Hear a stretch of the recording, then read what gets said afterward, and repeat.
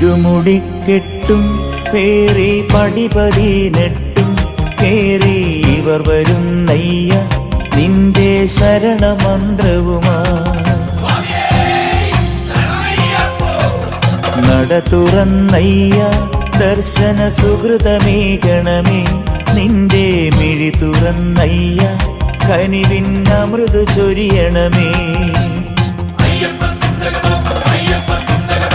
ഇരുമുടിക്കെട്ടും പേറി പടിപതിനെട്ടും കേറി ഇവർ വരുന്നയ്യ നിന്റെ ശരണമന്ത്രവുമാ.